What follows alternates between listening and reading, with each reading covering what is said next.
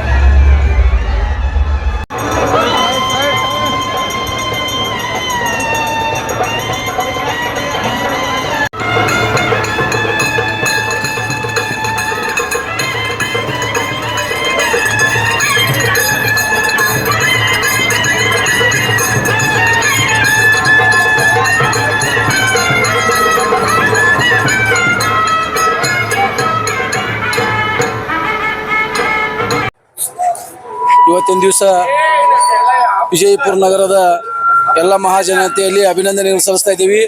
ಯಾಕಂದರೆ ವಿಜಯಪುರ ಜಿಲ್ಲೆಯ ಆರಾಧ್ಯ ದೇವ ಸಿದ್ದೇಶ್ವರರ ಜಾತ್ರೆಯು ಸತತವಾಗಿ 5 ದಿನದವರೆಗೆ ಇವತ್ತಿನ ತನಕ ಯಶಸ್ವಿಯಾಗಿ ನಂದಿ ಧ್ವಜ ಮೆರವಣಿಗೆಗೆ ಯಶಸ್ವಿಯಾಗಿದೆ. ಈ ಯಶಸ್ವಿಗೆ ಕಾರಣಪ್ಪ ಅಂದರೆ ವಿಜಯಪುರದ ಎಲ್ಲ ಜನತೆಯ ಮಹಾಜನರು ಹಾಗೂ ನಂದಿಕೋಲದ ಪಟುಗಳು. ಯಾಕಂದ್ರೆ ನಮ್ಮ ಜಾತ್ರೆ ಮೆರಗೋತಂದ್ರೆ ನಂದಿಕೋಲದ ಮೆರವಣಿಗೆ ಇರ್ತದೆ. ಈ ನಂದಿ ಧ್ವಜ ಮೆರವಣಿಗೆಯನ್ನು ಯಶಸ್ವಿಯಾಗಿ 5 ದಿನಗಳ ಮುಖಾಂತರ ಮನೆ ಮನೆಗೆ ಹೋಗಿ ಓಣಿ ವಿಜಯಪುರ ನಗರದ ಪ್ರಮುಖ ಬೀದಿಗಳಲ್ಲಿ ಹಾಯ್ದು ಪೂಜೆಗಳನ್ನು ಸಲ್ಲಿಸುತ್ತಾ ಇವತ್ತಿನ ಬಿಜಾಪುರದ ಭಕ್ತರು ಎಲ್ಲರೂ ಪೂಜೆಯನ್ನು ಸಲ್ಲಿಸುತ್ತಾ ಈ ಕಾರ್ಯಕ್ರಮವನ್ನು ಯಶಸ್ವಿಗೊಳಿಸಿದ್ದಾರೆ. ಹಾಗೂ ಇನ್ನೂ ವಿಜಯಪುರದ ಸಿದ್ದೇಶ್ವರ ಜಾತ್ರೆಯ ನಾಳೆ ಅಂದರೆ 16ನೇ ತಾರೀಕಿಗೆ ಭಾರ ಎತ್ತುವ ಒಂದು ಕಾರ್ಯಕ್ರಮ ಇದೆ.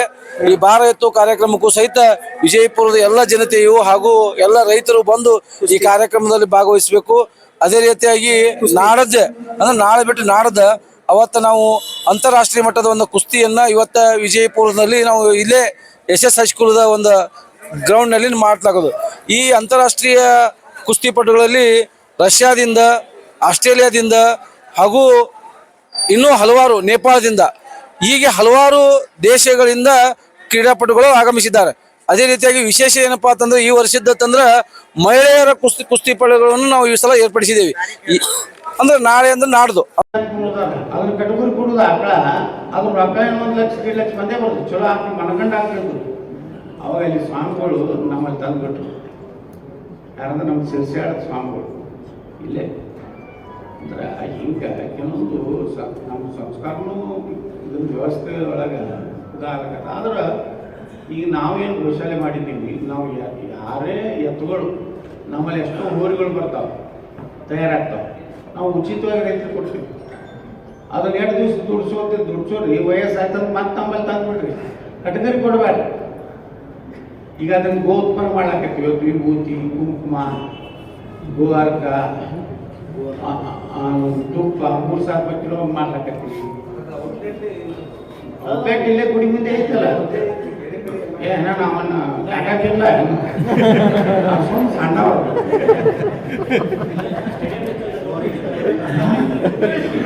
ಇಲ್ಲ. ನಮ್ಮ ಹೈಪರ್ ಮಾರ್ಕೆಟ್ ಸೂಪರ್ ಮಾರ್ಕೆಟ್ಗೆ ಐತಿ, ಅಲ್ಲಿನೂ ಸಿಗ್ತತಿ. ಗೋನಂದ ಜಾತ್ರೆ ನೋಡ್ರಿ, ಒಂದು ಆಕಳ ಎಷ್ಟು ಮಹತ್ವ ಐತಂದ್ರೆ ನಮ್ಗದ್ರ ಮಹತ್ವನೇ ಗೊತ್ತಿಲ್ಲ. ಇವತ್ತು ನಮ್ಮ ಕನೇರು ಮತ್ತು ಸ್ವಾಮಿಗಳು ಒಂದು ಪ್ರಯೋಗ ಮಾಡ್ಯಾರ. ಒಂದು ಆಕಳ ಸತ್ತಂದ್ರೆ ಅದಕ್ಕೊಂದು ಹೋದು ಮಾಡಿ ನಾವು ಹಿಂಟಾಕಿ ಅದರ ಒಯ್ದಾದ್ಮೇ ಹಾಕ್ಬಿಡ್ತೀವಿ. ಅದ್ರ ತೂಕದಟ್ಟೆ ಹೆಂಡಿ ಹಾಕ್ತೀವಿ, ಅದ್ರ ತೂಕದಟ್ಟೆ ಮಜ್ಜಿಗೆ ಹಾಕ್ತೀವಿ, ಅದ್ರ ತೂಕದಟ್ಟೆ ಗೋಮೂತ್ರ ಹಾಕ್ತೀವಿ, ಪಪ್ಪಾಯಿ, ಬೆಲ್ಲ ಏನೇನು ಹಾಕಿ ಮುಚ್ಚಿಬಿಟ್ಟಾಗಿ 6 ತಿಂಗಳು ನಾವು ಮುಚ್ಚಿಬಿಟ್ಟಿವಿ ಅಂದ್ರೆ ಅದೆಲ್ಲ ಸೋರ್ತದೆ. ಒಂದು ಕಡೆ ಇದು ಬಿಟ್ಟಿರ್ತೀವಿ, ಆ ರಸ ತಗೋತೀವಿ, ಅದನ್ನು ಸೋಸಿ ಪ್ಯಾಕ್ ಮಾಡ್ತೀವಿ.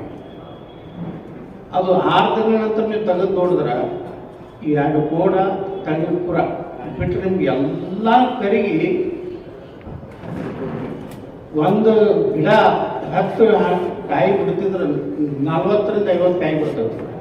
ಅದನ್ನು ನಂದು ಗೋನಂದ ಜಲ ಅಂತೇಳಿ ಆದರೆ ಲೀಟ್ರು 1 ಲೀಟ್ರಿಗೆ 250 ರೂಪಾಯಿ ಲೀಟ್ರ್ ಹೋಗ್ತದೆ.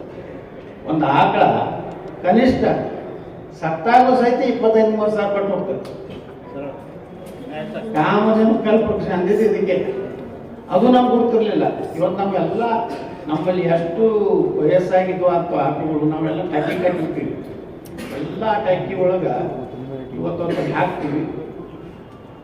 ಹಂಗೆ ಅದಕ್ಕೆ ಯಾವಾಗ ಮಜ್ಜಿಗೆ ಬೇಕು, ಯಾವಾಗ ಅದಕ್ಕೆ ಹೆಂಡಿ ಹಾಕೋ ಹಂಗೆ ಹಾಕೋತಿರ್ತೀವಿ. ಅದು ಹಂಗೆ ತನಕ ಸೊಪ್ಪೋತಿರ್ತದೆ. ಅಂದ್ರೆ ಆಕಳದಲ್ಲಿ ಮತ್ತು ಅದನ್ನ ಬಿಟ್ಟರೆ ಅದಕ್ಕೇನು ಯೂರಿಯಾ DAP ಏನೂ ಬೇಕಾಗಿಲ್ಲ. ಹೊಲಕ್ಕೆ ಇಷ್ಟಿಟ್ಟೆ ಒಂದು ಗಿಡಕ್ಕೆ 100 ml 200 ml ಅಷ್ಟೇ ಹಾಕ್ತಿರ್ತ. ನಮ್ಮಲ್ಲಿ ಒಂದ್ಸಲ ಮಾವಿನಕಾಯಿ ಸುಮಾರು ಒಂದು ಹೆಚ್ಚು ಕಟ್ಟು 50,000 ಮಾವಿನಕಾಯಿ ಆಗಿತ್ತು. ನಾವು ಹಾಕಿದ್ದೀವಿ. ಆ DAP ಇಲ್ಲ, ಯೂರಿಯಾ ಇದ್ದರೆ ಎಲ್ಲ ಇಲಾಖೆದವ್ರಿಗೂ ಮಾವಿನ ಹಣ್ಣು ಕೊಟ್ಟಿವಿ ನಾವು. ಒಂದ್ಸಲ ಅಷ್ಟು ಮಾವಿನಕಾಯಿ. ಅದಕ್ಕೆ ರೈತರಿಗೆ ತರಬೇತಿನೂ ನಡೆದದೆ ನಮ್ಮ ಗೋಶಾಲೆ. ಸಾಕಷ್ಟು ರೈತರು ಇವತ್ತು ಒಂದು ಆಕಳ ಇದ್ರೆ ಏನಾಗ್ತದೆ ಅನ್ನೋದು ಕರ್ನಾಟಕದಲ್ಲಿ ಯಾರೂ ಇದನ್ನು ಪ್ರಯೋಗ ಮಾಡಿಲ್ಲ. ಇದಕ್ಕೆ ಸಿದ್ದೇಶ್ವರ ಈ ರೀತಿ ಸಾಮಾಜಿಕವಾಗಿ ಸಿದ್ದೇಶ್ವರ ಸಂಸ್ಥೆ ಒಳ್ಳೆ ಕೆಲಸ ಮಾಡ್ತಾರೆ. ಸ್ಟೇಡಿಯಂ ನಿರ್ಮಾಣ ಮಾಡಿದ್ರೆ ಈಗ ಅದನ್ನೇ ನಾವು ಕೇಳಿದ್ರೆ ತಂಡಕ್ಕೆ ಏನೈತಂದ್ರೆ ಅದನ್ನೇ ನಾವು ಅಲ್ಲೊಂದು ಸ್ಟೇಡಿಯಂ ಮಾಡಬೇಕು, ಮಾಡಿ ಅದನ್ನು ನಮಗೆ ಜಾತ್ರೆಗೊಮ್ಮೆ ಏನೋ 15ನೇ ತಾರೀಕಿಗೆ ಮತ ಹಾರಿಸೋ ಕಾರ್ಯಕ್ರಮ ಬರ್ತದೆ, ಅವತ್ತು ನಾವು ಮತ ಹಾರಿಸುವಂಥ ವ್ಯವಸ್ಥೆ ಮಾಡ್ಬೇಕಂತೇಳಿ ಹೇಳಿದ್ದೀವಿ. ನಮ್ಮ ಸರ್ಕಾರ ಇದ್ದಾಗ ವಕಫ್ ಇತ್ತು, ಅದು ವಕಫ್ ಇದ್ದಾಗ ಏನೂ ಮಾಡಲಿಕ್ಕೆ ಬರಲಿಲ್ಲ. ಈಗ ಹೆಚ್ಚು ಕಡಿಮೆ ಈಗ ಹೊಸ ಕೇಂದ್ರ ಸರ್ಕಾರದ ತಿದ್ದುಪಡಿ ಆದ್ಮೇಲೆ ಎಲ್ಲ ವಕಫದ್ದು ಬಹುಲಸ್ ಏನು ಎರ್ಸಿದ್ರು ಇವೆಲ್ಲರೂ ಈಗ ನೋಡ್ರಲ್ಲಿ ನಾವು 811 ಸರ್ವೆ ನಂಬರ್ ಸುಮಾರು 100 ಎಕರೆ ಇತ್ತು ದರ್ಗಾದಲ್ಲಿ, ಈಗ ಅದು ಫುಲ್ ಆಯಿತು. ಈಗ ನಿನ್ನೆ ನಮ್ಮ KSRTC MD ಅವ್ರಿಗೆ ಹೇಳಿದೆ, ನಿನ್ನೆ ಒಂದು 5 ಎಕರೆ ನೀವು ತೊಗೊಂಡಾಗ ಡಿಪೋ ಮಾಡಿ ಆ ಕಡೆ ಹುಡುಗರು ಬೆಳಿತೈತಿ ಅಂತ MB ಪಾಟೀಲ್ರು ಮೈಸೂರು ಸ್ಯಾಂಡಲ್ ಸೋಪ್ ಒಂದು ಫ್ಯಾಕ್ಟ್ರಿ ಹಾಕ್ಲಾಕತ್ತಲ್ಲ, ಇದಂಗೆ ಔಷಧ ಅಂತ ಆ ಏರಿಯಾನು ಡೆವಲಪ್ ಆಗ್ಲಿಕ್ಕೆ ಅದು 100 ಎಕರೆದ ಒಂದು 15-20 ಎಕರೆ ಎಲ್ಲ ಕೊಡೋರು ಮನೆ ಮಾಡಿಕೊಂಡ್ರೆ ಅದನ್ನು ಬಿಟ್ಟರೆ ಒಂದು 50-60 ಎಕರೆ ನಮ್ಮ ಬಿಜಾಪುರದ ಅಭಿವೃದ್ಧಿ ಸಿಗ್ತದೆ. ಈ ರೀತಿ ಕೆಲವೊಂದು ಕಾನೂನು ತೊಡಗಿದ್ದು ಈಗ ಅದನ್ನು ಪ್ರಯತ್ನ ಮಾಡಾಕತ್ತೀವಿ. ಅದು ಸ್ಟೇಡಿಯಂ ಆಯ್ತು ಅಂದ್ರೆ ಮತ್ತೆ ಮೊದಲಿನ ವೈಭವ ನಮ್ಮ ಸರ್ಕಾರ ಜಾತ್ರೆ ಬರ್ತದೆ.